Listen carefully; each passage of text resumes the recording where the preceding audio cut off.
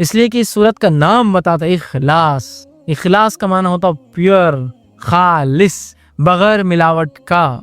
इखलास ने क्या किया, सूरतुल इखलास ने रब और रब क्या नहीं है उसको फर्क कर दिया, गॉड क्या है और क्या नहीं है उसको डिफ्रेंशिएट कर दिया। इसलिए इखलास साफ कर दिया, क्लियर कर दिया, प्योर कर दिया, किसी भी किस्म की मिलावट बाकी ना कि रब कौन है और कैसा है। इखलास, अल इखलास, सूरतुल इखलास, खालिस का बोलते हैं ना, खालिस सोना, खालिस दूध, है ना, मतलब प्योर गोल्ड, प्योर मिल्क, खालिस, सारी गंदगियों से, बुराई से, कमजोरियों से पाक, ऐब से पाक। ठीक, सूरतुल इखलास, सूरतुल इखलास। सूरह इखलास पढ़ने वालों से अल्लाह ताला जो है मोहब्बत फरमाता है। सूरह इखलास जो लोग पढ़ते हैं अल्लाह ताला उनसे मोहब्बत फरमाता है। मुस्लिम की रिवायत है, माँ आयशा रज़ी अल्लाह अन्हा फरमाती है और कहती है कि अल्लाह के रसूल सल्लल्लाहु अलैहि वसल्लम ने एक शख्स के क़यादत में लश्कर भेजा, मतलब एक शख्स की क़यादत में, लीडरशिप में एक बटालियन, एक लश्कर जो है आपने भेजा। वो साहब जब नमाज पढ़ाते तो अपनी क़िरत में सूरह इखलास पर ख़त्म करते, मतलब जब भी नमाज पढ़ाते जो ख़त्म करते नमाज तो एंडिंग सूरह इखलास, मतलब अगर एक सूरह पढ़ा तो दूसरा सूरह इखलास आखिर में होता ही था, एंडिंग सूरह इखलास। आने के बाद लोगों ने कहा अल्लाह के रसूल सल्लल्लाहु अलैहि वसल्लम ये साहब क्या करते थे, हर नमाज के एंड में सूरह इखलास ऐड रहता था इनका एडिशन। तो ख़त्म करते, जब लश्कर वापस आया तो लोगों ने रसूलुल्लाह सल्लल्लाहु अलैहि वसल्लम जिक्र किया, आप सल्लल्लाहु अलैहि वसल्लम ने इरशाद फरमाया इससे दरियाफ्त करो ऐसा क्यों करता था। लोगों ने इसे दरियाफ्त किया, जाकर पूछा तुम ऐसा क्यों करते थे, तो इसने जवाब दिया ये सूरा रहमान की सिफत बयान करता है, ये सूरा रहमान के, रब के औसाफ, कैरेक्टरिस्टिक्स बयान करता है। कुल हुवल्लाहु अहद, कह दो अल्लाह एक है, अल्लाहुस समद, अल्लाह बेनियाज, लम यलिद वलम यूलद। ठीक है, लम यलिद वलम यूलद, वो किसी से पैदा नहीं हुआ और उसके कोई माँ बाप नहीं, मतलब ना उसने किसी को पैदा किया ना वो किसी से पैदा हुआ, ना वो उसके कोई माँ बाप है, ना उसको बीवी है, ना उसके कोई बच्चे हैं। वलम यकुल लहू कुफुवन अहद, और उस जैसा दूसरा कोई नहीं। तो रब रहमान की सिफत ये सूरत बयान करती है। तो उस शख्स ने कहा मुझे चूँकि इसमें रहमान की सिफतें बयान होती है इसलिए मैं इसको पढ़ता हूँ, लिहाजा मैं इसे पढ़ता हूँ और इसको पसंद भी करता हूँ चूँकि अल्लाह की सिफतें हैं। ये सुनकर रसूलुल्लाह सल्लल्लाहु अलैहि वसल्लम ने फरमाया इसे जाकर बता दो कि अल्लाह ताला भी इससे मोहब्बत करता है, क्योंकि वो रहमान की सिफतों की वजह से सूरह इखलास पढ़ता है, अल्लाह ताला भी इससे जो है मोहब्बत करता है। ठीक है, इसी तरह जो है एक मरतबा सूरह इखलास पढ़ने का सवाब 1/3 कुरान के पढ़ने के बराबर है, 1/3 कुरान पढ़ने के बराबर है। सही मुस्लिम की रिवायत, 1/3 याद रखिए, कितनी अहम बात है, इसलिए कि इसमें तौहीद है, तौहीद बड़ी अहम बात है। हम मुसलमानों को ज़रूरत है इस तौहीद को समझे, जिस तौहीद के कलमे को जिसको हम कहेंगे, जिस तौहीद के सूरत को पढ़ने का सवाब 1/3 कुरान के बराबर है, उस तौहीद को समझें। हम तौहीद तो कभी नहीं समझते, अल्लाह हम पे रहम करे, और शिर्क में हमारी ज़िंदगियाँ गुजरी चली जा रही है। ठीक है, ये बड़ी ख़तरनाक बात है, हमें तौबा करना चाहिए। तो सूरह इखलास की ज़रूर हम तफसीर पढ़े, याद रखें। ठीक, इसी तरह सूरह इखलास से मोहब्बत और इसकी कसरत से तिलावत जन्नत में जाने का बायस है, इससे मोहब्बत और कसरत से इसकी तिलावत जन्नत में जाने का बायस है। अबू हुरैरा रज़ी अल्लाह अन्हु फरमाते हैं रसूल अकरम सल्लल्लाहु अलैहि वसल्लम के साथ में था, आप सल्लल्लाहु अलैहि वसल्लम ने एक आदमी को कुल वल्लाहु अहद पढ़ते हुए सुना, तो आप सल्लल्लाहु अलैहि वसल्लम ने फरमाया इसके लिए वाजिब हो गई। मैंने अर्ज़ किया क्या वाजिब हो गई, तो आप सल्लल्लाहु अलैहि वसल्लम ने इरशाद फरमाया जन्नत। सूरह इखलास पढ़ा, आपने फरमाया इसके लिए वाजिब हो गई। मैंने पूछा क्या वाजिब हो गई इसके लिए, तो कहा जन्नत। तो आपको क्या लग रहा, सिर्फ कुल वल्लाहु अहद अल्लाहुस समद लम यलिद वलम यूलद वलम यकुल लहू कुफुवन अहद, जन्नत मेरे वाजिब हो गई। ये कलमे के मुताबिक मेरी पूरी ज़िंदगी गुजरे मुझ पर जन्नत, ये कलमे के मुताबिक मेरी पूरी ज़िंदगी गुजरे और मेरी मौत इखलास तौहीद पर ही आए, ये मेरे लिए वाजिब हो गया, अब जन्नत मुझे मिल गई। तो आप समझ रहे हैं कितनी अहम बात है, सूरह इखलास मामूली नहीं, याद रखिए। इसी तरह जो है 10 मरतबा सूरह इखलास पढ़ने वाले के लिए जन्नत में एक घर तामीर कर दिया जाता है। अब आप देखिए गौर से, ये पहली सूरत आई जिसमें क्वांटिटी आई कितनी बार पढ़ना है, बाकी किसी में भी क्वांटिटी नहीं थी अब तक। तो आप जिसको बोलेंगे आप तादाद मत तय कीजिए अब सूरत में कितना पढ़ना है, बस पढ़ते जाइए। यहाँ क्वांटिटी है, अगर इस नीयत से 10 बार पढ़ी जाए कि इससे जो है जन्नत में घर चाहिए, तो फिर इसी क्वांटिटी फिक्स है, फिर 10 बार एक साथ पढ़ना है। आई हदीस के अल्फाज मुस्नद अहमद की रिवायत है, मुआज़ बिन अनस रज़ी अल्लाह अन्हु फरमाते और कहते हैं रसूलुल्लाह सल्लल्लाहु अलैहि वसल्लम ने फरमाया जिसने कुल वल्लाहु अहद आखिर तक 10 बार पढ़ी, इसके लिए अल्लाह ताला जन्नत में घर तामीर करते हैं। जिसने सूरह इखलास को 10 बार पढ़ा, अल्लाह ताला उसके लिए जन्नत में एक घर तामीर करते हैं। समझ रहे बात को, घर तामीर करते अल्लाह ताला किस शख्स के लिए, जो सूरह इखलास को 10 बार पढ़ता है, याद रखिए। तो आप देखिए कितनी बड़ी फजीलत है कि 10 टाइम्स का रेसिटेशन जन्नत में एक घर, मजाक नहीं है, मजाक नहीं। ठीक है, इसी तरह शैतान के वसवसों से बचने के लिए सूरह इखलास पढ़कर बाईं जानिब, ठीक, बाईं मतलब लेफ्ट हैंड जो है 3 मरतबा थूकना चाहिए। ये वसवसे जो कंटिन्यू आते हैं ना, उसका भी इलाज है इसके अंदर। ठीक, हदीस के अल्फाज सुनिए, जो है अबू दाऊद की रिवायत है, जो है अबू सलमा बिन अब्दुर्रहमान रज़ियल्लाहु अन्हु कहते हैं कि रसूलुल्लाह सल्लल्लाहु अलैहि वसल्लम ने फरमाते हुए सुना है कि एक वक्त आएगा लोग एक दूसरे से बहुत ज़्यादा सवाल करेंगे, बहुत ज़्यादा सवाल करेंगे, हत्ता कि एक कहने वाला कहेगा अच्छा मखलूक को अल्लाह ने पैदा फरमाया। एक आदमी आके क्या सवाल करेंगे, अच्छा मखलूक को अल्लाह ने पैदा किया, तो फिर अल्लाह को किसने पैदा किया, और शक डाल लेंगे। मखलूक को अल्लाह ने पैदा किया तो अल्लाह किसने पैदा किया। जब लोग ऐसी बातें करेंगे तो कहना, जब लोग ऐसी बातें करेंगे तुम्हारे सामने तो तुम क्या कहना, अल्लाहु अहद अल्लाहु समद लम यलिद वलम यूलद वलम यकुल लहू कुफुवन अहद। खतरनाक वसवसा है ना, अल्लाह को किसने पैदा किया। ठीक है, ये पढ़ लेना, अल्लाह एक है, अल्लाह बेनियाज है, उसने किसी को नहीं पैदा किया, उससे कोई पैदा नहीं हुआ, और उसका हमसर उसके बराबर कोई नहीं है। फिर 3 मरतबा बाईं तरफ लेफ्ट हैंड की तरफ थूक कर शैतान से अल्लाह ताला की पनाह तलब करना। इधर थूकना है, लेफ्ट हैंड, औज़ु बिल्लाहि मिनश शैतानिर रजीम, ये पढ़कर 3 बार थूक कर शैतान से अल्लाह ताला में पनाह लेना, औज़ु बिल्लाहि मिनश शैतानिर रजीम पढ़ना। नमाज में वसवसे आए तो उसका तरीका अलग है। नमाज में वसवसे है, औज़ु बिल्लाहि मिनश शैतानिर रजीम, इधर थूकना है लेफ्ट हैंड, और अल्लाह ताला की जात में वसवसा डाल रहा है गैर नमाज में, अल्लाहु अहद अल्लाहु समद लम यलिद वलम यूलद वलम यकुल लहू कुफुवन अहद, इधर थूकना है लेफ्ट हैंड, तो ये निकल जाता है। अब एक चीज़, चूँकि मैंने बोल दिया हूँ तो अब इसको कुछ ना कुछ लॉजिकल आपको कुछ आंसर देता हूँ बात समझने की।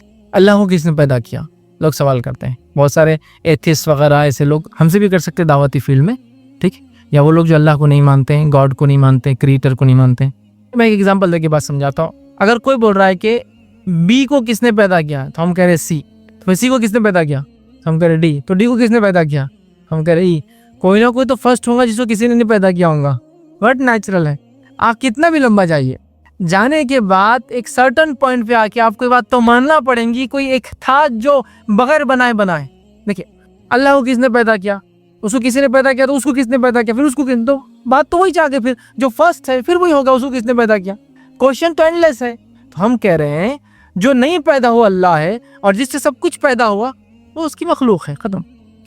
कोई बोलता बी को किसने पैदा किया, तो आप बोल रहे सी तो होगा ना कोई, तो मैं बोला सी को किसने पैदा किया, तो आप डी होगा, अच्छा डी को किसने किया, तो ये होगा, तो एंडलेस चलती जा रही बात। तो कोई ना कोई एक है ज़ात जिससे इब्तिदा होना चाहिए पूरे कायनात की, लेकिन इस बात पे ज़्यादा गौर व फिक्र नहीं करना चाहिए। मैंने सिर्फ लॉजिकल आपको रीजनिंग के लिए बात का, फिक्र करना नहीं चाहिए। और ऐसे कभी ख्याल आता है तो अल्लाह में पनाह मांगना चाहिए शैतान मरदूद से, औज़ु बिल्लाहि मिनश शैतान। और तरीक़ा भी अब हमको पता चल गया। या ईमान की कमज़ोरी की जो दुआ है वो भी आप पढ़ सकते, किसी भी चीज़ में होगा, रज़ीतु बिल्लाहि रब्बन व बिल इस्लाम दीनन व मुहम्मदन नबिय्यन। ये ख़ास तौर से ऐसे सवाल को लाए तो आपने फरमाया अल्लाहु अहद अल्लाहु समद लम यलिद वलम यूलद वलम यकुल लहू कुफुवन अहद, औज़ु बिल्लाहि मिनश शैतानिर रजीम। ये इसका तरीक़ा है, ख़त्म। लॉजिकली आपको एक्सप्लेन कर दिया मैंने कुछ बातें, ठीक।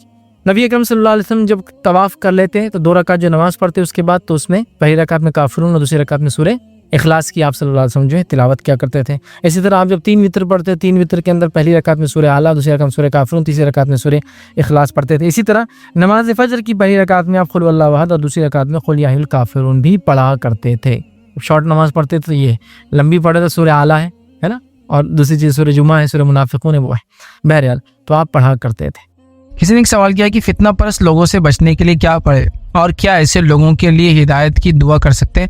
फितना परस्त लोगों से भी आप ये करें औज़ु बिल्लाहि मिनश शैतानिर रजीम, या औज़ु बिल्लाह, या आपको लग रहा है उसको शैतान बहकाता बोल के आपको कर रहा था, शैतान से पनाह मांगी, उस शख्स से करना था औज़ु बिल्लाह, ठीक है, कि अल्लाह में पनाह मांग। इस तरह से आप कलमात एक फितना परस्त इंसान को देखकर या उसकी फितना परस्त बातों से बचने या फितना परस्त हरकतों से बचने के लिए कर सकते हैं। और हिदायत की दुआ तो बिल्कुल आप सबके लिए कर सकते हैं। आप सबसे कट्टर इंसान के लिए भी जो कुफ्र और शिर्क में मुब्तला है उसके लिए भी हिदायत की दुआ कर सकते हैं, तो वो तो एक अलग मसला हुआ। लेकिन जहाँ तक मामला फितने से बचने के लिए औज़ु बिल्लाह, मैं अल्लाह में पनाह मांगता हूँ, इस तरह से आप उसको पढ़ सकते हैं, याद रखिए। अस्सलाम वालेकुम। आपने जैसे जो बताया कि जैसे कि जो आयत पढ़ के जैसे कि वो पढ़ रहा है, वो ऐसा कोई ऐसी किताब है कि जैसे कि याद कर सकते घर पर सरिया के बच्चों के बारे में आयत जो बताए भी। पहले सवाल क्या ऐसा कोई किताब है जिसमें दुआएं हो सारी, जिसमें पनाह मांगने वगैरह, तो याद रखिए एक बहुत मशहूर किताब है हिस्नुल मुस्लिम। हिस्नुल मुस्लिम नाम से किताब है, सईद बिन अली बिन वहफ अल-क़हतानी की। तो उनकी मशहूर किताब है ये हिस्नुल मुस्लिम। इसके ऐप्स भी आते हैं और ये किताब बहुत पॉपुलर है, तो आप वो किताब ले लें, उसमें सारी दुआएं आपको इंशाल्लाह अज़ीज़ मिल जाएंगी।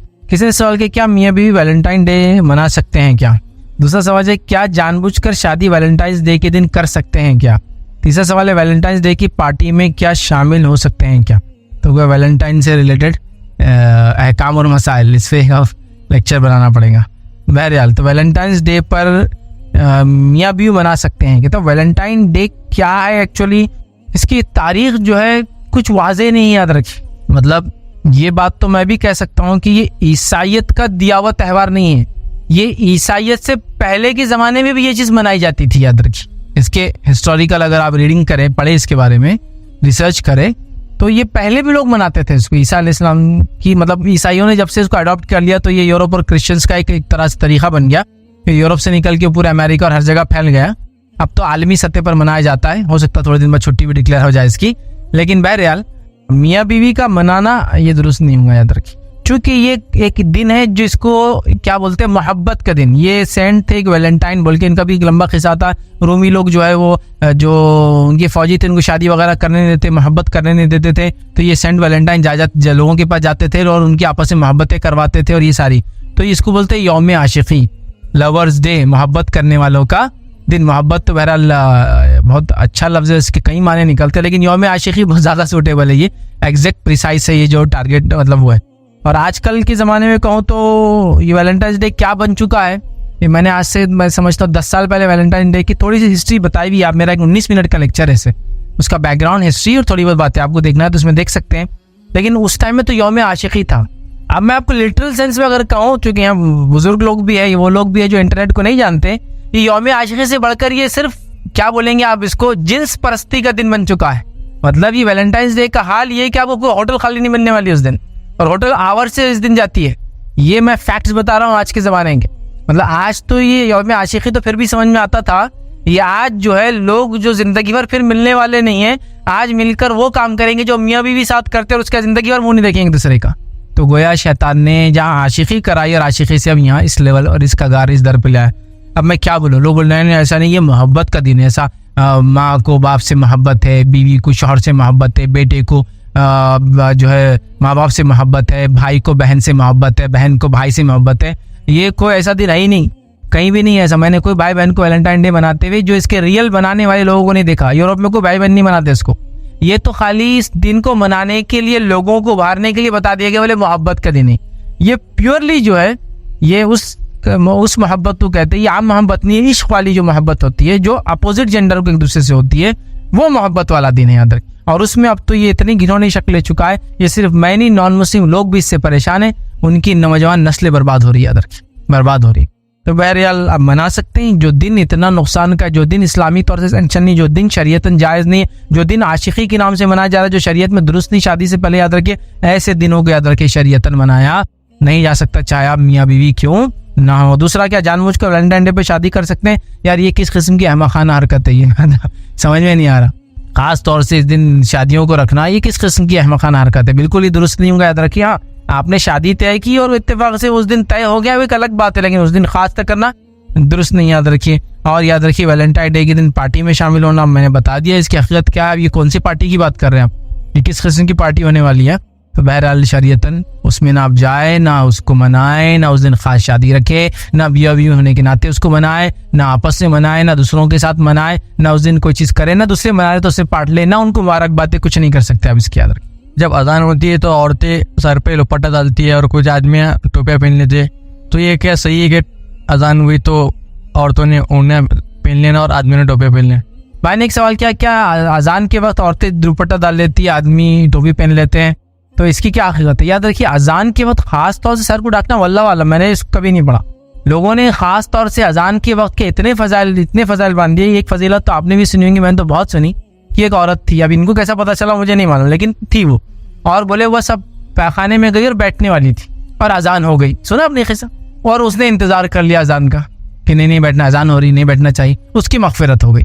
अब लॉजिकली पूरा केस मेरे को समझ में नहीं आ रहा कैसा हुआ। उन्हें खुद आके बोली कि मैं ऐसा नहीं बैठी, मेरी मगफिरत हो गई। उसने नहीं बैठी, आसमान छत फट गया, हमाम के ऊपर से चीज पड़ गई, आवाज आई, तेरी मगफिरत हो गई, मतलब उसको कैसा पता चला।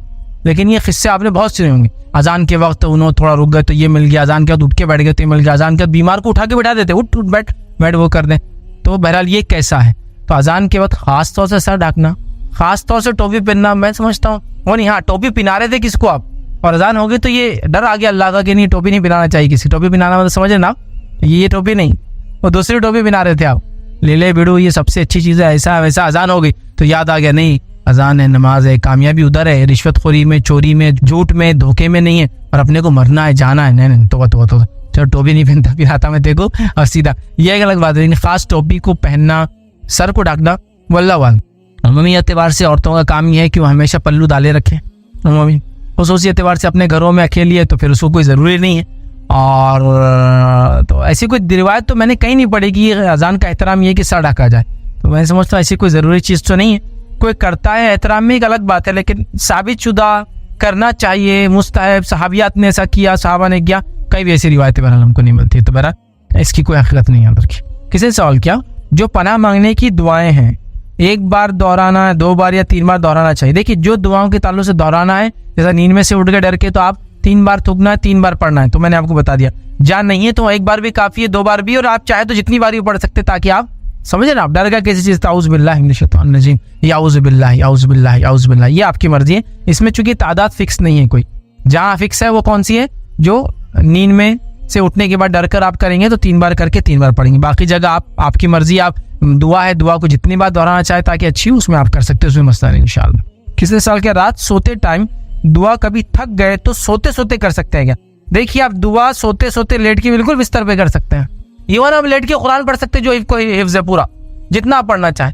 नबी अकरम सल्लल्लाहु अलैहि वसल्लम आयशा की मांडी पर लेटते और कुरान की तिलावत करते, लेट के पढ़ते आप, तो आपको हिफ्ज़ है कुरान, याद है कुछ दुआएं, पनाह की दुआएं, आप तकिए पे लेटे और आप पढ़ना शुरू कर रहे हैं, तस्बीह पढ़ रहे हैं, तस्बीह फातिमा जो रात में पढ़ना चाहिए, थकान मुश्किल से परेशानी से उसका हल याद रखिए वो, उसके बाद सूरह फलक है, सूरह नास है, आयतल कुर्सी है, सूरह बकरा की आखिरी दुआ आयतें हैं, सूरह मुल्क है, सब पढ़ सकते हो आप लेट के, कोई मसला नहीं। आप थके हुए हो तो भी, नहीं थके हुए हो तो भी पढ़ सकते हो आप लेट के, इंशाल्लाह। लेट के पढ़ने में दुआओं का कोई मसला नहीं है, और दुआओं की शक्ल में जितनी कुरानी आयतें आती, और कुरान भी अगर आप पढ़े लेट कर किसी वजह से, कोई मसला नहीं। अल्लाह के रसूल सल्लल्लाहु अलैहि वसल्लम आयशा हाइजा होती, आपके मांडी पर सर रखा हुआ होता और आप कुरान की तिलावत किया करते थे, जिससे पता चला लेट कर भी पढ़ने में इंशाल्लाह कोई मसला नहीं। तो आप दुआएं बिल्कुल लेट कर भी रात में सोते वक्त पढ़ सकते, थके हुए हो या ना थके हुए, कोई मसला नहीं इंशाल्लाह। किसी ने सवाल किया अक्सर फ्रेंड सर्कल में किसी एक को टारगेट करके उसके आने पर औज़ु बिल्लाहि मिनश शैतानिर रजीम पढ़ते हैं, क्या ये दुरुस्त है? ये बिल्कुल दुरुस्त नहीं है। किसी एक इंसान को मखसूस करके सिर्फ सताने के लिए, मजाक लेने के लिए, बताने के लिए शैतानी हरकतें बहुत ज़्यादा करता है, ये बुरा है। इस तरह से करना, इसमें आप अल्लाह में पनाह नहीं मांग रहे, बल्कि आप किसी इंसान का मजाक उड़ाने के लिए कर रहे हैं, ये बिल्कुल दुरुस्त नहीं है। कोई एक दोस्त आया तब खास टारगेट करके औज़ु बिल्लाहि मिनश शैतानिर रजीम उसके लिए पढ़े। हाँ, आपको लगता है कोई शर पसंद इंसान आ रहा है तो उसके आने से पहले पढ़ ले आप उसको औज़ु बिल्लाहि मिनश शैतानिर रजीम, वो ताकि वो बेहतर। लेकिन ऐसा मजाक के तौर पर टारगेट करके करना दुरुस्त नहीं होगी, बल्कि ये मजाक इस तरह से करना अच्छी बात नहीं, चूँकि ये शरीयत के एक अमल का, या शरीयत में जो चीज़ एक दी गई उसके मजाक में शामिल होंगे, याद रखिए। इसे सवाल क्या, can we give Quran to non Muslim women? What shall we instruct if any while giving them Quran? Because my friend was restricted by someone to read the translation. Please make this video out because there are lot of misunderstandings among Muslims to restrict non-Muslim for reading Quran. देखिए कुरान आप किसी भी गैर मुस्लिम को दे सकते हैं, खास तौर से जब तर्जुमे की बात हो रही है, और जहाँ तर्जुमा नहीं उसको अरबिक देना है तो भी ये मसला नहीं है, उसको आप दे सकते हैं। जैसा कि बहुत सारे जो मिडिल ईस्ट के कंट्रीज है जिसके अंदर एक बड़ी पॉपुलेशन जो है क्रिश्चियंस की है, मालूम आपको? जैसा कि फ़लस्तीन में ले लीजिए मिसाल के तौर पर, यहूदियों की पॉपुलेशन एक बड़ी पॉपुलेशन है। इसी तरह लेबनान में ले लीजिए, एक बड़ी पॉपुलेशन, मतलब 40% के अराउंड क्रिश्चियन है लेबनान में, आपको मालूम है? ठीक, बहुत सारे उनके नाम भी वैसे होते हैं, अब्दुर्रहमान अब्दुल्ला ही होते हैं, लेकिन उसका मजहब जब पूछेंगे तो बताएंगे नसारा ईसाई है बोलकर। ठीक, तो जाहिर सी बात है वो लोग तो उनको ट्रांसलेशन नहीं चलेंगे, वो तो अरबिक ही जानते हैं, समझ रहे बात, लिहाजा उनको अरबिक दिया जाएगा। लेकिन हमारे इलाकों में तो प्योरली ट्रांसलेशन जाता है। ट्रांसलेशन को तो कोई रिस्ट्रिक्शन ही नहीं, जो कुरान के ऊपर रिस्ट्रिक्शन आते हैं मुसलमानों को आते हैं, वो भी उनको नहीं आते नॉन मुस्लिम को। या ऐसा कुरान जिसमें अरबी को ट्रांसलेशन हो तो भी मसला नहीं, अगर कुरान के फितने में पढ़ने का, कुरान को फितने में डालने का, कुरान के जरिए उम्मत मुस्लिम को फितने में डालने का डर नहीं है, तो आप अरबी में दे सकते हैं विद ट्रांसलेशन। बेटर ये है कि आप ट्रांसलेशन दे दे तो सारे इख्तिलाफात खत्म हो जाते हैं। ट्रांसलेशन को तो आप किसी को किसी भी उसमें रोक नहीं सकते, चाहे मर्द हो, चाहे औरत हो, चाहे गुस्ल करता हो, ना करता हो, किसी भी हालत में हो, क्योंकि नॉन मुस्लिम वैसे ही जो है वो वजू करते हैं ना, गुस्ल करते हैं, मतलब जैसे गुस्ल और वजू जो शरई इस्तिलाह में होता है, नहाना मुंह धोना एक अलग चीज होती है, शरई इस्तिलाह में वजू और गुस्ल एक अलग चीज होता है, तो नहीं करते, उससे कोई मसला नहीं है, आप उनको दे सकते हैं। तो किसी भी औरत को आप कुरान का ट्रांसलेशन दे सकते हैं, ट्रांसलेशन के हद तक तो कोई मसला ही नहीं है, याद रखें, चाहे वो मर्द हो, चाहे वो औरत, चाहे वो किसी भी हाल में रहता हो, क्योंकि वो कुरान का ट्रांसलेशन है, कुरान का ट्रांसलेशन कुरान की समझ होता है, एक्चुअल कुरान नहीं होता है। इस बात को हम ज़हन नशीन कर ले। इसलिए आजकल जदीद जितने भी ट्रांसलेशन आते हैं उस पर क्या लिखा हुआ था आपने देखा होगा, translation of the meaning of the Holi Quran, Quran के मानों का तर्जुमा होता है, कुरान का लफ्जी तर्जुमा हो ही नहीं सकता, इसलिए कि कुरान का लफ्जी तर्जुमा कोई कर ही नहीं सकता। क्यों? तो अगर ऐसा कोई कर ले तो फिर तो अल्लाह का कलाम ही हो गया ना दूसरा, ऐसा हो ही नहीं सकता कभी याद रख। तो कुरान का तर्जुमा उसकी समझ होता है, सिर्फ कुरान नहीं होता कभी। इसीलिए हम अरबी के अलावा दूसरी ज़बानों में दीनी अमाल को नहीं कर सकते, ना अज़ान दे सकते हैं, ना कुरान को पढ़ सकते हैं कि भाई तकबीर करना तो अल्लाह बड़ा है, अल्लाह के नाम से जो बड़ा मेहरबान निहायत रहम वाला है, तमाम तारीफ़ें अल्लाह के लिए नहीं पढ़ सकते आप ऐसा सूरह फातिहा बिस्मिल्लाह नहीं। क्यों? अरबी में ही होना, क्योंकि तर्जुमा कभी भी उसका असल माना नहीं देगा। इसीलिए कुरान को असल समझने के लिए अरबिक की तरफ जाना बेइंतहा मुसलमानों के लिए ज़रूरी है। हाँ, कुरान का तर्जुमा कुछ समझ देता है, एग्जैक्ट मीनिंग एग्जैक्ट उसका माना नहीं होता है, तो लिहाजा अरबी सीखने की हम कोशिश करें। तो आप अपने नॉन मुस्लिम फ्रेंड को, लड़का हो या लड़की हो, मुस्लिम नॉन मुस्लिम जो मेल हो या फीमेल हो, बिल्कुल ट्रांसलेशन देने में तो कोई डाउट कोई इख्तिलाफ है ही नहीं, याद रखिए दीजिए। इंस्ट्रक्शन ये दे सकते हैं कि ट्रांसलेशन को भी वो इधर उधर ना रखे, फेंके ना उसको। इसी तरह अगर उसके इस्तेमाल खत्म हो गया तो उसको किसी लाइब्रेरी में या किसी मुसलमान को दे दे, उसका मिसयूज ना होने दे, उसको गार्बेज में ना डाले, उसको सेकेंड हैंड कॉपी की तरह बेच ना दे, उसको समझे ना, बड़ाई वगैरह को, ये सब इंस्ट्रक्शन करके आप दे दे तो मैं समझता हूँ रिलीजियस टेक्स्ट होने के नाते वो भी बड़े रिस्पेक्टफुली इसको इंशाल्लाह अजीज रखेंगे। अस्सलाम वालेकुम। ये कोई भी बशर को ये लायक नहीं है कि वो अल्लाह से बात करे सिवाय कोई फरिश्ता नाजिल करे या पर्दे के पीछे से। ये पर्दे के पीछे से जो है इसकी थोड़ी तफसील भाई ने सवाल किया कि कुरान की जो एक आयत है जिसमें अल्लाह रब्बुल इज्जत ने बयान किया है अल्लाह ताला किसी से बात करे, कलाम जो वही भेजता है, उसके 3 तरीक़े से आयत में, मैं आयत का नंबर भूल रहा हूँ बहरहाल, लेकिन उसके अंदर 3 तरीके बताए। या तो अल्लाह ताला फरिश्तों को भेजता है, अपने रसूल को भेजता है जो वही की बता देता है। दूसरा मिन वराई हिजाब, पर्दे की आड़ से। और तीसरा तरीका रहता है कि दिल में अल्लाह बात डाल। तो पहला दिल में डालना इल्हाम, दूसरा पर्दे की आड़ से, और तीसरा फरिश्ते को भेजना है जो अल्लाह चाहता है फिर उसको भेजता है। तो यहाँ वही की 3 किस्में बताई गई। एक दिल में डालना, और ये वही बमाना इल्हाम है जो अम्बियाओं के दिल पे होता है। दूसरा वही का जो किस्म बताई गई है वो ये है कि पर्दे की आड़ से, और तीसरी किस्म बताई गई फरिश्ता भेज दे। तो दिल में आना बात बहरहाल बिल्कुल वाज़ेह है। नबी अकरम सल्लल्लाहु अलैहि वसल्लम जितनी अहादीस हमको बताई, आपके दिल में वो बात डाली गई जिसके जरिए आपने हमको बताया, ये उसकी मिसाल है। दूसरे की मिसाल जो पर्दे की आड़ से भाई ने पूछा ये क्या है, तो ये वो मिसाल है जब नबी अकरम सल्लल्लाहु अलैहि वसल्लम मेराज गए और आपको कुरान की आखिरी 2 आयतें दी गई, तो यहाँ फरिश्ता इन्वॉल्व नहीं था, बात दिल में भी नहीं आई, आपने आवाज़ तो सुनी, वही तो मिली, लेकिन कोई भेजने वाला नहीं था, लेकिन जो ज़ात दे रही थी वो दिख भी नहीं रही थी। तो ये हुआ पर्दे की आड़ से। मूसा अलैहिस्सलातु वस्सलाम से अल्लाह ने कलाम किया लेकिन कभी दिखे नहीं, तो ये वही जो तौरात मिली पर्दे की आड़ से मिली, ये उसका माना है। और तीसरा है फरिश्ते के जरिए, जो कि हम सब जानते हैं जिब्रील अलैहिस्सलाम आते थे, जिब्रील अलैहिस्सलाम के साथ मुख्तलिफ औक़ात में मुख्तलिफ सूरतों के लिए मुख्तलिफ फरिश्ते भी नाजिल हुए, ऐसी रिवायत में आती है सूरह फातिहा के लिए वगैरह वगैरह, और वो आकर फिर अंबियाओं को देख कर जाते थे। तो मूसा अलैहिस्सलाम से जो वही हुई वो पर्दे की आड़ से, नबी अकरम सल्लल्लाहु अलैहि वसल्लम को जो वही मिली 2 आयतें वो पर्दे की आड़ में, आप उसको उस माने में ले सकते हैं इंशाल्लाह। किसी ने सवाल किया फ़र्ज नमाज के बाद दुआ में हाथ उठाते टाइम पनाह की कौन सी दुआ मांगनी चाहिए और कितनी बार करना चाहिए, 1 या 3? देखिए पनाह की कितनी दुआएं मैंने आपको बताई, आप वो दुआओं में से जो दुआएं करना चाहें, 1 बार करना भी काफ़ी है। दुआओं को एम्फसाइज करने, आप उसको सुन्नत ना समझे कि 3 बार पढ़ना सुन्नत है, एम्फसाइज करने, अपनी शिद्दत और हाजत को बताने के लिए 2-3 बार भी पढ़ सकते हैं, इसमें इंशाल्लाह इसको खोज नहीं। लेकिन जहाँ ताकीदी चीज़ें बताएगी 3 बार 2 बार 1 बार, तो उसको वैसे ही करना है। जहाँ खुले मामला है तो वहाँ दुआ के हद तक जब मांग रहे अल्लाह मुझे उससे पनाह दे दे, अल्लाह इससे पनाह दे दे, अल्लाह मेरे मोहल्ले वालों से पनाह दे दे फला, ये तो जितने चाहे टाइम पढ़ सकते हैं, उसमें कोई मसला नहीं इंशाल्लाह। किसी ने एक सवाल किया कुछ लोग अमावस पर यह अकीदा रखते हैं कि उस दिन प्रेग्नेंट लेडीज घर से बाहर नहीं निकलना चाहिए, जबकि इसका कोई साइंटिफिक रीजन भी नहीं है। ऐसे लोगों को कैसे समझाए? अब ऐसे लोगों को कैसे समझाए? एक पत्थर ले और अपने सर पे मार ले, क्या करे? मतलब लोगों को समझा के थक गए हम, कोई साइंटिफिक बेसिस नहीं है, कुछ नहीं है, लेकिन सारी चीज़ें ऐसी ही चल रही, सुबह से लेकर शाम तक यही हो रहा है।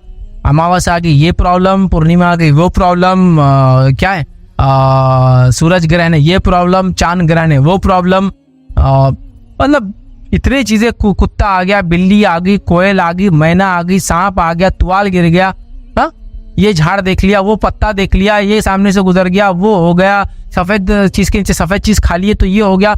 मतलब तवहुम बोलते हैं इसको, समझा, वहम।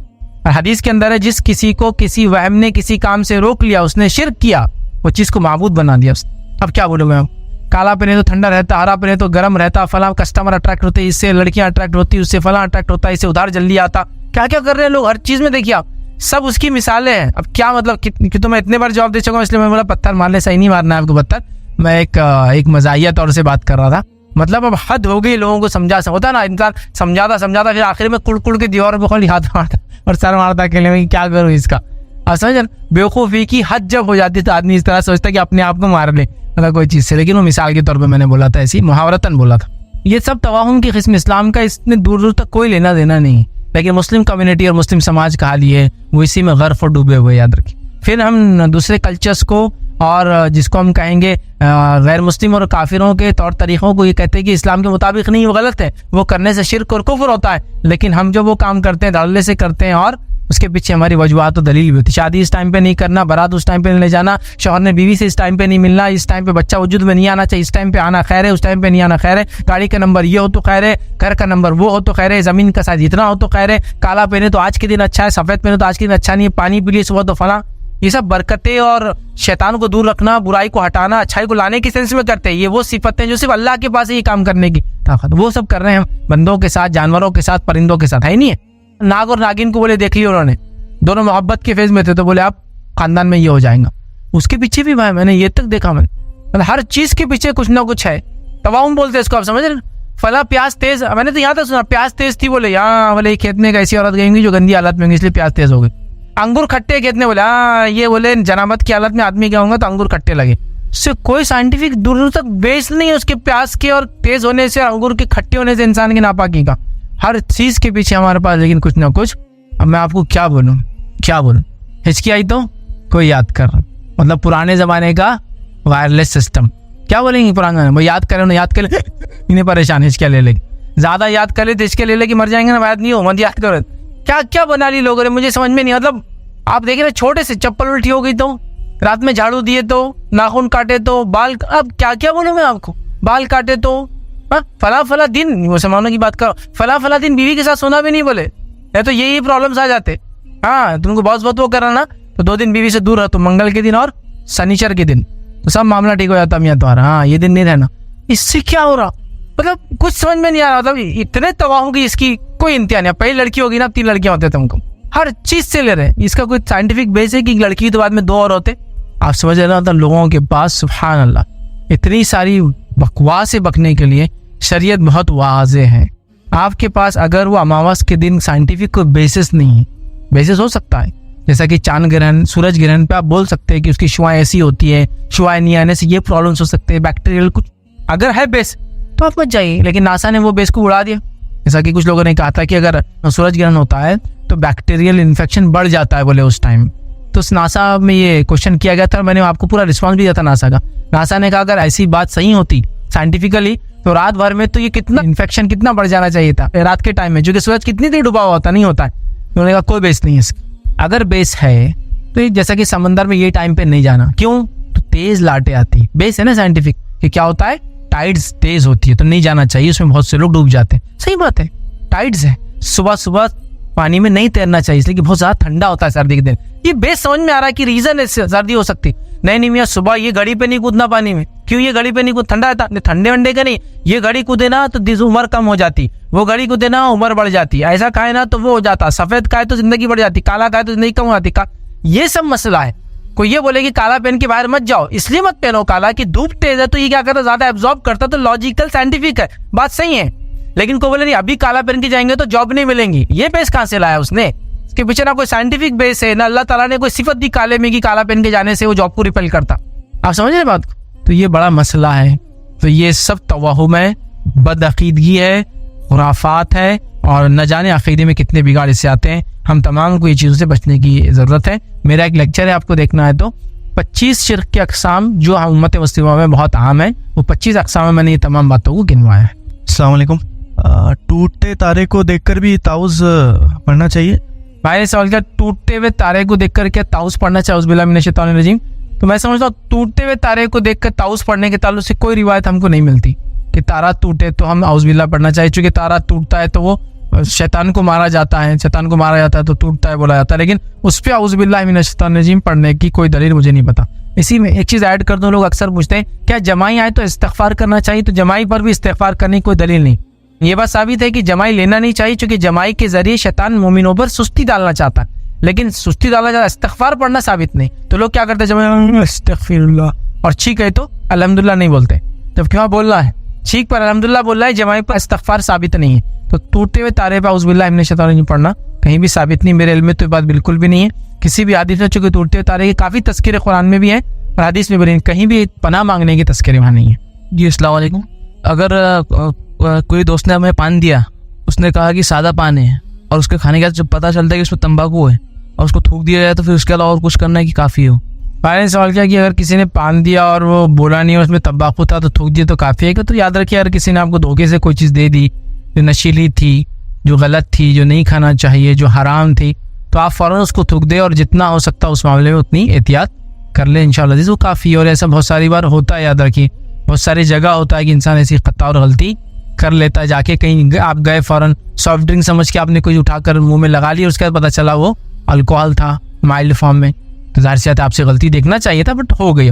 किसी ने आपको दावत दी, वेस्टर्न कल्चर में बहुत ज़्यादा होता, कॉमनली खाने को बुला लिया और आपने उससे पूछा नहीं मीठ हलाल है या हराम है। उसी तरह आपको किसी ने को पान दिया और वो जर्दे वाला था, जो कि नशा है उसके अंदर, वो जायज़ नहीं है, वो हराम है, याद रखिए नशा, और वो आपके चला गया तो आप उसको थूक दे, अल्लाह से तौबा कर ले, जितना हो सकता साफ़ कर ले, क्योंकि आपका ना इरादा था ना आपने कोशिश की, तो अल्लाह रब्बुल इज़्ज़त इंशाअल्लाह आपकी इस नीयत को देखेंगे और उसका गुनाह नहीं मिलेगा आपके हाथ। लेकिन अगर सामने वाले को पता था ये ऐसा है और आप ये नहीं करते, उसने दिया, वो गुनाहगार होगा इस मामले में। हाँ, उसने भी गलती से दे दिया तो वो नहीं होगा, लेकिन अगर वो जानबूझ के करता है तो वो गुनाहगार होगा इस मामले में, याद रखें। किसी ने सवाल किया कि मैं अकेले रहना पसंद करती हूँ, अकेले रहे तो गुनाह हमसे नहीं होगा, तन्हाई में खुद को गुनाहों से बचाती हूँ, लोगों के बीच जाती हूँ तो मुंह से कुछ ना कुछ निकल जाता है, तो समझ में नहीं आता लोगों से कैसे मिलूं। तो देखिए, सबसे पहली चीज़, आपका मसला जो आप पूछ रहे हैं, ये मसला अगर सिर्फ ऐसा है कि कुछ लोग होते हैं जब बात करते हैं तो वो कंट्रोल नहीं कर पाते अपनी बात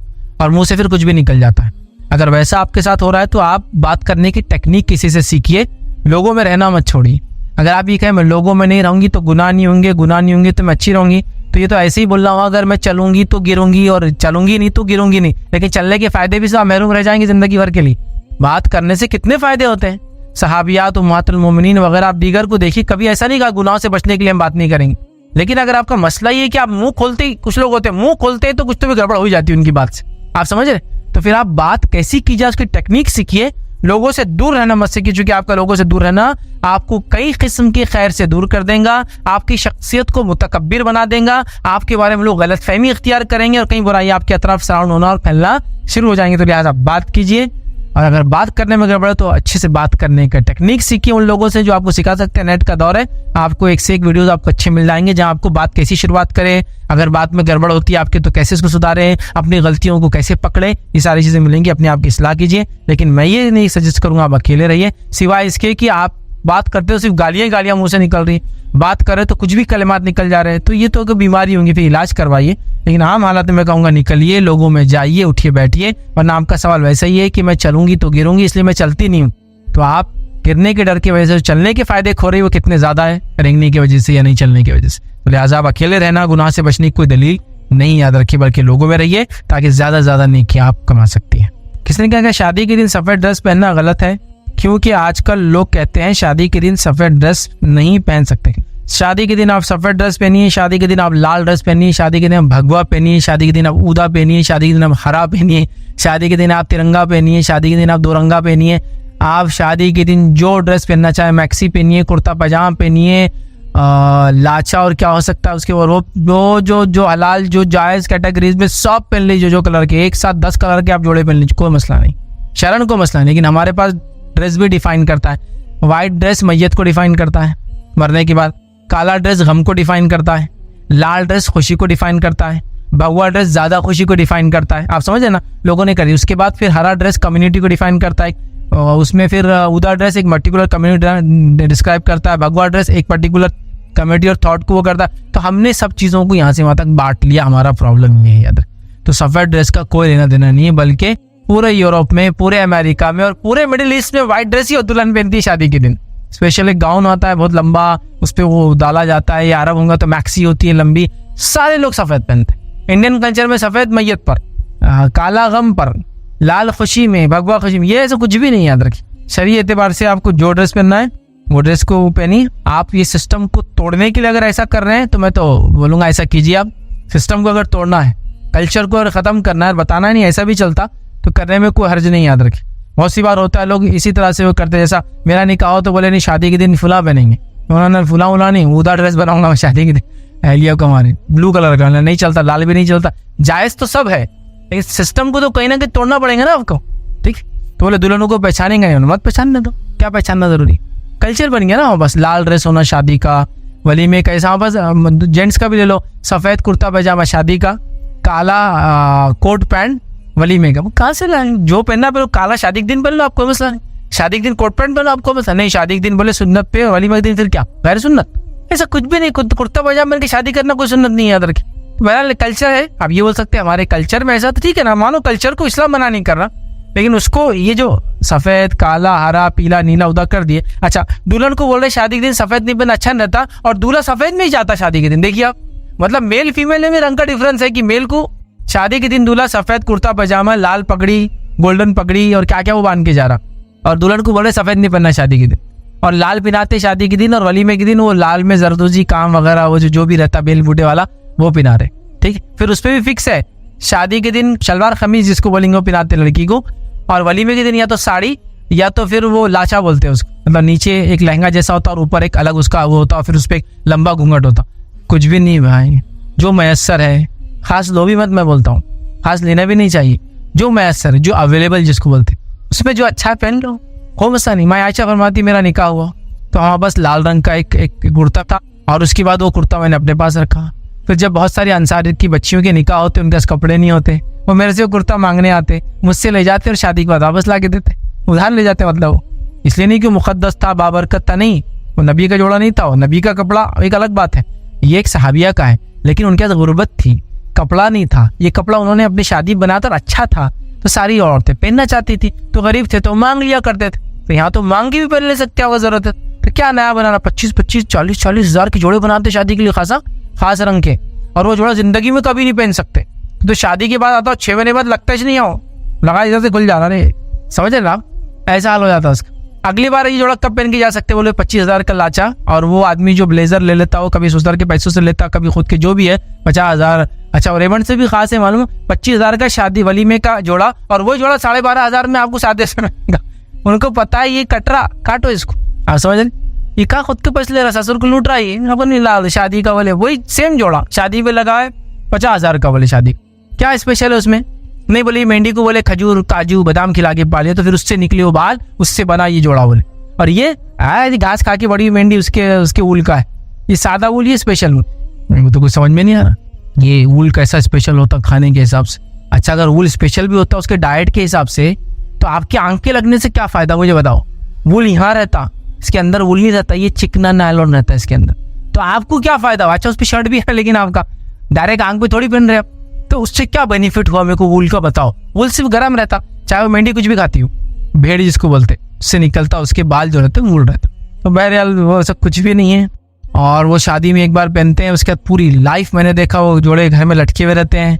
अल्लाह ने खैर किया, शादी अच्छी रही तो वो देख के याद होती है, खुशियाँ याद आती है, नहीं तो हर बार याद आता है नहीं आता ये जोड़े ने, बेनिफिट कुछ नहीं। और अगर एक आध शादी पहन के चले गए तो सब लोग, हाँ किधर थे बेटा, अपनी शादी इधर, चल बदल, क्या तो जाना पड़ता घर बदलने के लिए। एक शादी में 2 दूल्हे थोड़ी हो सकते यार, मतलब शेरवानी इतनी बेल बूटे वाले शेरवानी है कि उसको बाद में पहन नहीं सकते, मतलब कहीं पहन के जाएंगे तो लोग ऐसा खाली देखते इसका कुछ है क्या आज, ये शेरवानी का कुछ, आप समझ, मतलब ऐसा ड्रेस जो आप बाद में पहनेंगे भी नहीं। क्या आपको लगता है सहाबा, नबी अकरम सल्लल्लाहु अलैहि वसल्लम साहबा ऐसे चीज को सैंक्शन करेंगे, इतने महंगे कपड़े को, जो कि हाँ कोई बोले कि ये 25,000 का जोड़ा है, लेकिन ये बर्फीले इलाकों में भी काम आ जाता, सर्दी नहीं लगती, ये वाटर प्रूफ है, पानी वो नहीं होता, इसको रिंकल प्रूफ है, इस्त्री नहीं करना पड़ता, इसको कभी धोना नहीं पड़ता, ये बर्फीले रेगिस्तान, इसमें उसमें ऐसा मल्टीपल ड्रेस है जो बहुत रगेड, बहुत मजबूत किस्म का है, फटता नहीं जल्दी, और इंसान की जिस्म को सेव करता, छुरी भी गिर गई देखो कटता नहीं है। फर्क समझ में आ रहा कि इतना सेफ्टी है, तो फिर ऐसे महंगे ड्रेस हो सकते हैं। मैंने देखा हूँ बहुत सारे ड्रेस आजकल आते हैं, वो जो ग्लव्स आते हैं, बूट्स आते हैं, जो शूज बोलते हैं लंबे वाले, वो नाइफ प्रूफ रहते, फला प्रूफ रहते, इस पे पत्थर भी गया तो पैर नहीं दबता। जो लोग काम करते हैं वो मशीनों में काम कर रहे हैं, हाथ चले भी गया तो खाली वो करता। तो समझ में आ रहा है कि यार ये 12-10 हज़ार के ग्लव्स आते, 20-20 हज़ार के ग्लव्स, बट ह्यूमन सेफ्टी के लिए, उंगलियों की हिफाजत के लिए, पैरों की, ये समझ में आता है। मतलब ये खर्चे समझ में आते, लॉजिकल है, इसके पीछे एक बेस है आपका। ये बेसलेस खर्चे, फिर उस पर कलर कोडिंग, उस पर क्या क्या है, आपको क्या बताऊं, दिनों रात के कलर भी अलग है। ये जोड़ा शादी में पहनना, शादी दिन की है तो दिन में खरीदना बोले दुकान पर जाके, और अगर शादी रात की तो रात में खरीदना बोले, चूंकि रात में खरीदो लाइटों में कैसा दिखता है तो वैसे दिखेंगे शादी में, और दिन में पहनना है तो लाइटों वाला नहीं खरीदना, रात का सूट नहीं होता। अब ये मसाइल मेरे को नहीं मानते, कपड़ों के लेने की भी दिनों रात के मसाइल, सुबह और शाम के मसाइल। अच्छा ये भी चीज होता, मालिक दिया और नौकर दिया भी तो फर्क पड़ जाता। तुमने किससे लिया, उनसे, वो उनसे लेना था, उनके ओनर से। वो नौकर ऐसे ही कर देता, ये दे देता। वो मालिक जब देना, सेम कपड़ा, सेम ब्रांड, सेम चीज, लेकिन उन्हें खाली से हाथ मल के ऐसा 2-4 अच्छे फायदे बता के दे रहा तो बोले अच्छा हो गया, तुमको उन्हें दिया ना, सही नहीं दिया। मतलब इतने मसाइल हैं, और मैं कभी कभार इतना परेशान होता हूँ जब लोगों को सुनता हूँ, उनकी बातें सुनता हूँ, इन मसाइल को सुनता हूँ, ये सब तवाहम को सुनता हूँ, ये बेसलेस बातों को, बदअकीदा बातों को सुनता हूँ, ताज्जुब करता हूँ कि हमको एक ऐसा दीन दिया गया है जिसकी अगर रातें हैं भी तो वो मतलब दिन की जैसी रोशन है, और उसके दिन तो फिर क्या है, और उसके मानने वाले बस ये चीज़ों में लगे हैं पूरा टाइम। अभी ये शादी जोड़े खाने पीने में हम फंसे मन से आगे निकल कर दीन ने क्या अहकाम दिए, औलाद की तरबियत, दीनी मसाइल कायम रखना, कुरान की तिलावत करना, तजवीज़ से सीखना, फ़िक़ही मसाइल को सीखना, दीन को समझने की कोशिश करना, कुरान का फ़हम हासिल करना, हदीस का फ़हम हासिल करना, दीन का फ़िक़ह हासिल करना, सब एक तरफ लगा मन, सब डिस्कशन सुबह शाम। और ये औरतों में तो हद हो गई। मतलब औरतों का पहला डिस्कशन देखिए मिलते क्या, अस्सलाम वालेकुम, वालेकुम अस्सलाम, कैसे आप, अच्छे आप। अब ये औरत ने उसकी दुखती रग पे हाथ रखना है, और बेटी की तलाक हुई कैसी हो, आते ही समझो पहला इसने देना। तो ये डिस्कशन पे इनकी बढ़ गई, उनका सरक जाती, इनकी सरक जाती, इनकी बहस, उसको मजा ले ली, बोले मैंने आज ये डिस्कशन था। आप वो तस्करा ही नहीं करते हो बच्ची का, चलते चलते वो खुद बोलती है बच्ची ऐसा, अच्छा ठीक है अल्लाह आसानी कर। मतलब बात ही हो रही, दो औरतें मिल रही जो एकदम अच्छी हालत में, झगड़े नहीं उनके, समझो फ्रेंड वाली, ये तो थोड़ा अपोजिट तो ही होगा, फ्रेंड लोग मिल रहे, मिलते ही क्या चल रहा है, कैसा चल रहा, काम वाली आई थी, काम वाली कहाँ मिल रहे, काम वाली आजकल कितनी मुश्किल है, काम वाली पे 2 घंटे डिस्कशन चल रहा, काम वाली की फजाइल, हमारे काम वाली की फजाइल, तुम्हारे काम वाली की फजीलतें, हमारे इलाके के पीछे की झोपड़पट्टी की फजाइल, वहाँ की काम वालियाँ कैसी रहती, तुम्हारे इलाके के पीछे जो झोपड़पट्टी उसकी काम वालियाँ कितनी बेकार रहती, फला ये है, फला है, ये है, मतलब काम वाली नहीं उनके, मतलब भाव से ज़्यादा तारीफ कभी कभार काम वालियों की होती है, देखा मैंने। मतलब भाव खाली दिल में बुद्धि, मेरी तारीफ कभी नहीं करी आज तक, काम वालियों की चलती, क्या सफाई करी उन्हें, क्या करती फला। अच्छे लोग हैं तो काम वाली क्या खाया जा रहा है, कहाँ से चीज़ें खरीद रहे, कौन से ब्रांच ले रहे, ये डिस्कशन है। 2 सहेलियाँ मिल गए एकदम, उनका डिस्कशन दूसरे, तेरे बाल जा रहे, हाँ मेरे बाल जा रहे, आधा घंटा बाल जा रहे, हाँ जा रहे, इतने जा रहे, उतने जा रहे, 2 मुँह हो जा रहे, 4 मुँह हो रहे, ब्राउन हो जा रहे, ब्लैक हो जा रहे, 2 घंटे डिस्कशन। और फोन करूंगी कला, तेल देती, तेल, वो तेल लगा, उससे बाल अच्छे होते। बच्चे को देखकर, उसके शौहर को देखकर, उसकी हालत को देखकर कभी ये नहीं हुआ कि मैं एक दीनी मसला भेजती हूँ, जो तुम काम कर रहे हो गलत है, फतवा भेज रही हूँ एक फला चीज। वो फतवा कब भेजेंगे मालूम, जब सामने वाला अपोजिशन पार्टी करा, हराम फतवा भेज देते अभी मैं, और खुद करे तो नहीं, वो हमको उन्होंने बोले कर सकते हो, उन्होंने देखे कुछ नहीं बोले तो हम कर सकते हो, तुम कर, तुम्हारे लिए आ रहा हूँ। ये पूरा दिन से इसमें जा रहा हूँ। मालदार औरतें 2 मिल रही, बस ब्रांडिंग की बातें चल रही। ये कहाँ से लिए, इधर आडो के ऐसे चलते चलते। वो कहाँ से लिए अपने, वो ABC, CBC, वो सारे जितने भी वो जावेरी बाजार वाले ABCD से पहचाने जा रहे हैं आजकल। वो AD, BD, CD, ZB, BB, DDB सब नाम है। मैं वहाँ से ली, मैंने यहाँ से ली, मैंने वहाँ से ली, डायमंड है, नग है, फला है, फला। ये मालदार औरतों का डिस्कशन ये है। वहाँ भी ये नहीं चल रहा कि पैसे कितने शौहर कमा रहे, उसमें सदक़ात अपन कितने दे रहे। एक आध मस्जिद का प्लान कर लेते, अपन दोनों मन्नस वाले बना लेंगे, तुम मदरसे का कुछ तो भी कर दो, मैं सदक़े करती है, तुम खिलाने कर दो, अपन फला प्लानिंग कर लेते, ये कर लेते। एक गाड़ी है, दूसरी गाड़ी के चक्कर छोड़ो, मैंने शौहर को बोली कि उसके बदले फला प्लाट लेके वो यतीमों के लिए कुछ करो, उधर खुद ध्यान ही नहीं है। मतलब मैं सुनता हूँ लोगों की बातें, डिस्कशंस कभी सामने आते हैं, कभी आप बैठे सामने लोग डिस्कस कर रहे हैं, कभी वेटिंग में बैठे लोगों की बातें सुन के अमेजिंग लगता है। आपको कुछ लोग बोलते हैं फैज भी क्या दिन भर क्या दिन की बातें करेंगे, मैं नहीं ऐसा नहीं बोल रहा हूँ ना, लेकिन ये डिस्कशन के मौजू ही नहीं है। कपड़े, खाना पीना, उठना बैठना, नौकरानियां, घर बाहर, ये नहीं है डिस्कशन की बात। आप जिंदगी चाहे जैसे भी गुजार ले, गुर्बत से गुर्बत में गुजार ले, मालदारी से मालदारी में गुजार ले, लेकिन आप रब को राजी करने वाली बात करें। यहाँ से दुनिया से आग बनो तो वहाँ का अकाउंट सही, ये असल चीज है। अब इसके लिए जो कुछ उस रास्ते में सब करो ना। बच्चों के सेहत के लिए कौन से स्कूल है, कौन से कॉलेज है, कौन से जिसको कहें जिम्नाजियम है, कहाँ जाना चाहिए, क्या खाना चाहिए, अच्छी बात है ना, ये रिलेटेड टू उनके डेली लाइफ है, इसमें कुछ भी नहीं है। बच्चा क्या खा रहा, क्या पी रहा, नहीं बनाने वाली कौन आ रही, उसका क्या चल रहा है, उन्हें तेल ज्यादा डाल रही है, घी ज्यादा डाल दे रही, पराठे ऐसे बन रहे, तुम्हारा क्या ये डिस्कशन सिर्फ दुनिया है मतलब बोलने का, रब को राजी करने वाली बातें कहीं भी नहीं। तो मैं ये चाह रहा हूँ ये कपड़े, खाने पीने, इससे थोड़ा ऊपर आए हम। हाँ बोले हम इससे ऊपर, हम किसी से बात नहीं करते, दिन भर सोते। भाई ये भी नहीं बोल रहा हूँ मैं, इससे ऊपर निकले और कम्युनिटी जो है अपना हदफ बनाए। हदफ समझते हैं, एक टारगेट बनाए, ये मेरा टारगेट है और मुझे अचीव करना है अपनी जिंदगी। मैं कह रहा हूँ औरतों से, मेरी बात तो और से सुने, अगर आपने एक टारगेट बना लिया और उस टारगेट के पीछे आप भाग लिए, समझो मैं कह रहा हूँ औरंगाबाद शहर जैसे शहर में 10 औरतों ने एक टारगेट बना लिया अपना और वो टारगेट की तरफ भागी, अपने हदफ की तरफ। मैं कह रहा हूँ इस शहर की कामयाबी की वो 10 औरतें जामीन बनेंगी उनके आने वाले खानदानों के जरिए। वो ऐसी नस्लें छोड़ के जाएंगी जो जामीन बनेंगी इसकी सिटी की खैर ख्वाही के लिए। मैंने कह रहा हूँ काफ़ी हो जाएंगी, लेकिन जामीन बन जाएंगी, क्योंकि उनके वैसे एम थे, उनके बच्चे ने वैसे अमल किया, वैसे कारनामे अंजाम दिए, वैसे बनेंगे। हाँ बस कोई ख्वाब ही नहीं है, कोई टारगेट ही सेट नहीं है हमारा टारगेट है कि बस काम वाली पूरा महीना आते रहना। हमारा टारगेट है ये ब्रांड को हासिल कर लेना। हमारा टारगेट है वो मोहल्लों में हमारे घर बन जाना। हमारा टारगेट है इनके घर की बच्चियों से हमारे रिश्ते हो जाना। हमारा टारगेट है हमारे बच्चों ने ये कोर्स करके ये जिहाद अचीव कर लेना। ये तो कर ही लेंगे इंशाअल्लाह। टारगेट उससे आगे का कुछ तो भी हो कि दीन और दुनिया में ये कमाल दिखा के जाएंगे, फला चीज़ करके जाएंगे। तो बच्चे वालदा के माओ के ख्वाब होते हैं अंदर की। तो मैं चाहूँगा ये सब फालतू चीज़ें छोड़कर औरतें हमारी ख्वाब देखें, टारगेट सेट करें और उन ख्वाब के पीछे भागे। मतलब रात में जो ख्वाब देखते हैं वो जब तक सही नहीं होता, जब तक हकीकत को नहीं पहुंचता, जब तक कि दिन में उठ के उसके लिए मेहनत नहीं की जाती। ख्वाब देखिए, हदफ बनाइए, टारगेट को अचीव करने की कोशिश कीजिए। आप जो तब्दीलियाँ ला सकती है ना वो यूनिक होंगी, याद रखिए। वो दुनिया देखेंगे इंशाल्लाह। आपको दुनिया को दिखाने नहीं करना है, लेकिन जब अच्छा काम होता है उसकी तारीफ होती है, लोग उसको देखते हैं। तो ये जाहिर चीज़ है, एक नेचुरल चीज़ है, इसमें कोई बुरी बात नहीं है। और कोई तारीफ कर दे आपके मुंह पर तो ये अल्लाह की तरफ से बुशरा आपके लिए एक बशारत रहेंगी कि आपने अच्छा काम किया। आप चाहते नहीं को आपकी तारीफ कर, इनको कर दे, उसका अंदर बशारतें हैं जो अल्लाह ताला दुनिया में लोगों के जरिए आप तक पहुंचाता है।